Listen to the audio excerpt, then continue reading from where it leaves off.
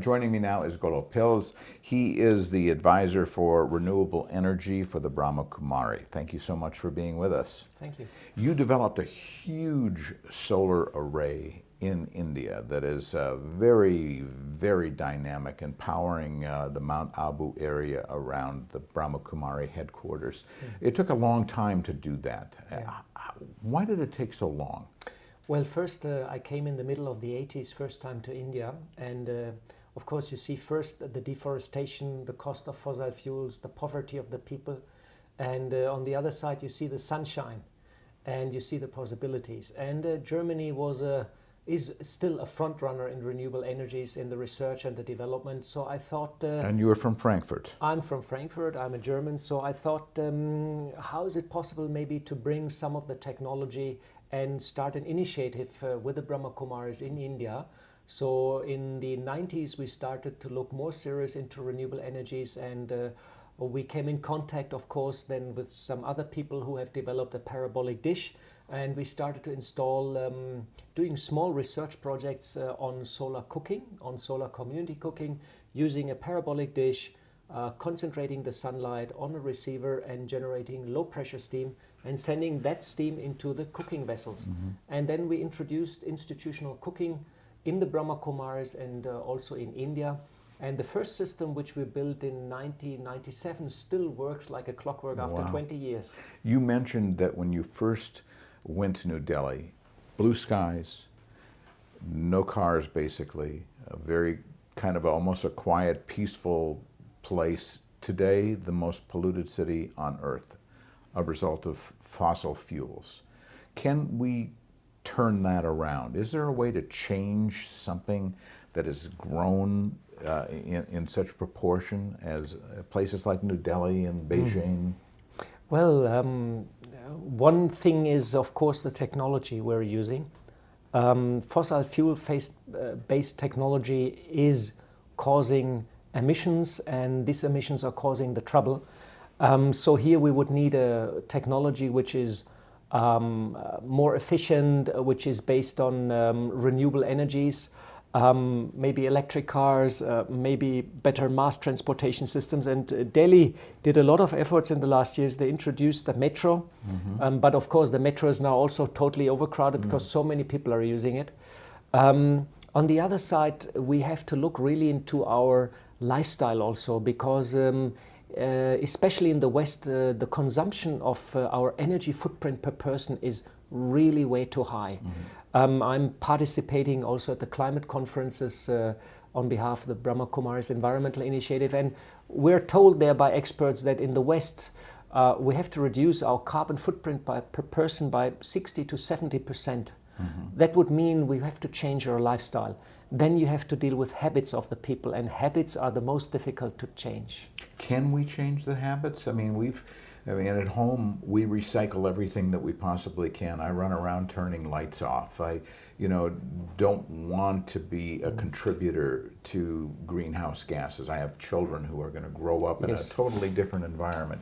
So how do we change the mindset and spirit of humanity?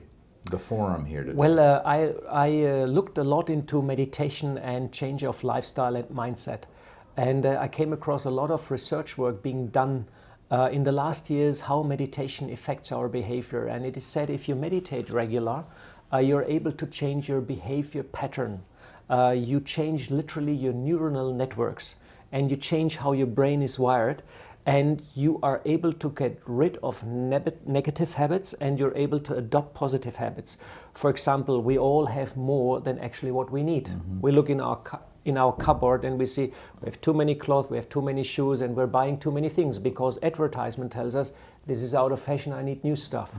So now if we change that habit of needing the need to need more than what I really need, I'm able to contribute to climate change in a positive way. But therefore we have to change our behavior, our habits, how we are wired, how we're programmed, and therefore meditation is a very powerful tool to initiate such a change. The Spirit of Humanity Forum, which is why you are here and I'm here, and a couple of hundred other people are here. How do forums like this help us to change our mindset? Well, first of all, we talk a lot about change because we see the problems. We see violence, we see climate change. So we talk, what's the way out? And the good news is that we have also here regular meditation in the morning. Then sometimes in the session we have meditation or reflective sessions where we open our heart to the problematic, and we are not trying to analyze it all the time intellectually, because that also science found out. Intellectually you cannot influence easily your behavior pattern. It has to come from the inside through opening the heart towards the problem, through meditation and through reflection. How do we reach the masses? 7.2 billion people on planet Earth today, growing to 10 billion, I believe, by the year 2050. A country like India, where you're living now, 1.4 billion people, it's going to be the most populous country in the world. How do you change the mindset so that people start to think differently about how they live their lives? That's a very interesting question. I first believe I have to change myself. I have to become an example, whatever I'm talking about. If I talk about peace, I have to become peaceful on the inside. Then my words and my actions will have more impact because people see he is the embodiment of what he's talking about. So I feel it's very, very important that we look into our own behavior, in our own program which we're executing daily in our routines, and see where I would like to change something. Where can I become more peaceful, more compassionate, more loving, etc., etc., etc. How do you pass that on to the next person so that it becomes kind of like a domino effect? Well, I believe very much in the power of our thoughts or in the power of prayer. If I have a powerful, benevolent thought towards another person, I believe that this has an impact towards the person. In old days in Christianity, for example, everybody was believing in the power of prayers. Everybody was praying to God, but praying also for other people, for good weather or for this and for that. We have a bit forgotten in our modern society, using Twitter and Facebook and all this kind of gadgetry, that there is another power of communication. It's the non-verbal communication. It's the communication of spirit to spirit through vibration and through subtle energies. And I look very much in the last 30 years into these subtle energies. I'm trying to cultivate them, and I'm trying to charge myself with light and then radiate that light to other people, and so inspire them also to look towards the light and become also a change maker themselves. Is it important to have forums like the Spirit of Humanity? Because basically most of the people here are believers. You're kind of preaching to the choir here. So what benefit do these forums have? Well, it's an inspiration.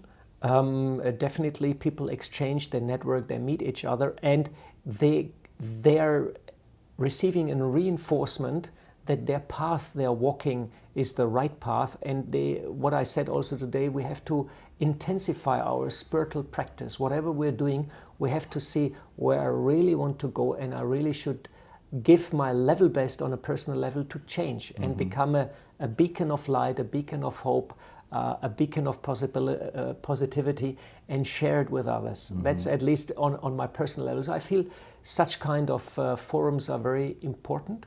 And as I said, it's good here that we also meditate together, because we create then also the atmosphere and the energy field, which is really then transformative. What about technology?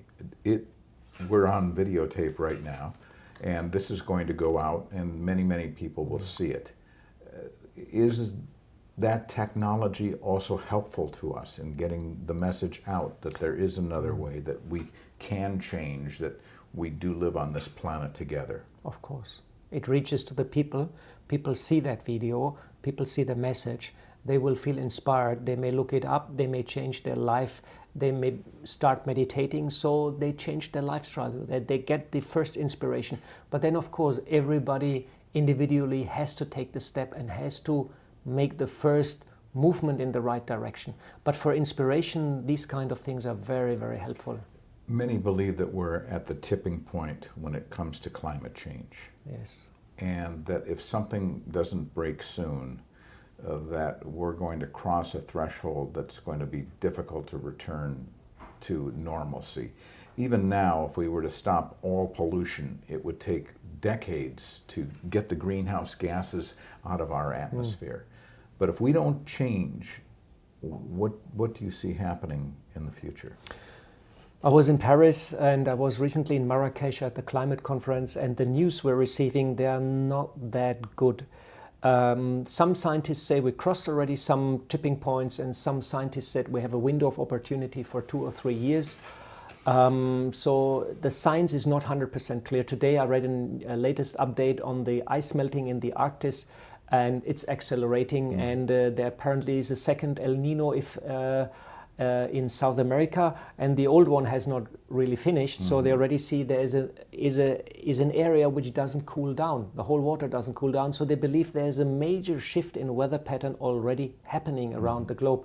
It's difficult to say if we crossed the tipping points or not. What is quite clear and obvious is that the world is in a shift and in a transition, and we have to strengthen our resilience. We have to become fearless, and we have to allow the light to come back to us and connect to the divine light, and then sort of spread that light and that positive energy, because there's a very strong relation between my inner world, what I think, what I feel, my emotions, and what the outside world does. In the last years, quantum physics has done a lot of experiments about the observer and physical experiments, and they found out there's a very, very close link. Some scientists even say the world exists because we observe it. So what about that idea if we can shape the physical reality through a shift in consciousness?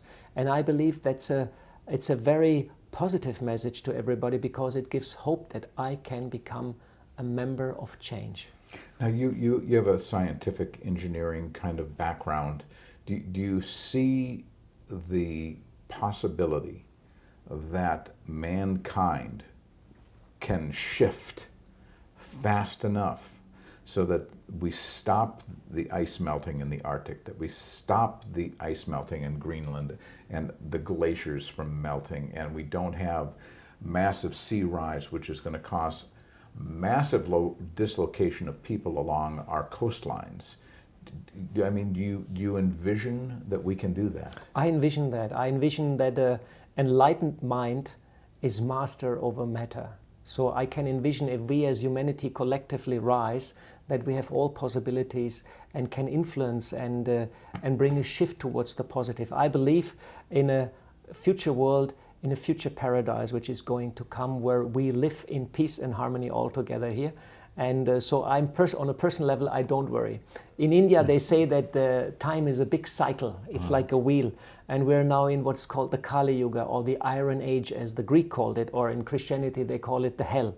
And after that, everybody says the paradise is going to come, or the golden age is going to come. In India, they call it the Sat Yuga. And I believe we're in this transition period where we see the old world is undergoing tremendous stress. The new world is not 100% clear. It's a bit hidden, but you can actually feel it, that this change is coming, and you can become a positive part of that change. But our political leadership does not seem to have the will to make the environmental changes that are necessary so that we don't go beyond that tipping point. Well, this transition is very powerful, and I believe in order to heal the planet, you have to become a healer. So all those people who get the call and all those people who wake up, they heal themselves, and they will become healer for the planet also. So it's not a question if you're a politician or you live in Africa or you're this or that person. It's a question that you listen to that inner call, that you should change yourself from the inside to the outside. And these people then will become the change makers. But we have a society that seems to be based on greed. We have, there was a statistic last night in the film that we saw that indicated something like 85 people in this world have more wealth than 3.5 billion people. Right. Now, how can that be, and how can we survive if there's such a disparity in wealth and it seems that the people who get wealthy and wealthier want even more wealth? Well, as a spiritual person, I believe in reincarnation, and I believe also in karma. What we sow, that we reap. It's the law of action. So we're seeing at the moment in the world a lot of injustice. We see a lot of violence and a lot of disease, a lot of unhappiness. I was even meeting some people recently. They have really financially they're very, very well, but they're very, very disturbed mentally. And even I couldn't reason with the person. It seems I could not get through to her because these problems were so big. Despite financially everything was okay. I mean, this person was rich. So I believe it's very, very important on our spiritual journey that we deal with our old karma, with the actions of the past, because the problems we're seeing are accumulated results of previous actions. And we just cannot ignore them or wipe them away and say, I don't believe it, or I don't want to see it, or I don't want to be affected by these things. We're all affected by disease. We're all affected by, I want something and it's not going to happen. And we're all affected by climate change, for example. So in order to deal with the situation, we have to deal also with our own personal past and have to clear our own house. It's like you have a compost and it's ripe now, the compost, and you have to reset it. So we have to deal with all the past layers. Once we have done that, we can inspire other people also to do so. Then the energy level changes, and then we are all influencing the physical reality in a positive way. This is why we have so many problems like injustice, etc., and financial imbalances also there. Final question, and that is, do we possess the technology today to reduce our carbon footprint to a point where the global atmosphere is no longer in danger? Yes, we would have the technology, but it would be combined also with a change in lifestyle. Then it would be possible, but it would mean very, very drastic changes in the next coming years.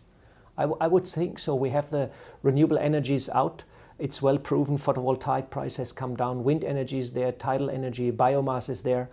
We would have to reforest the whole planet. A massive reforestation, all the money which goes into military budgets would have to be reshifted for reforestation, massive introduction of renewable energies, etc., etc.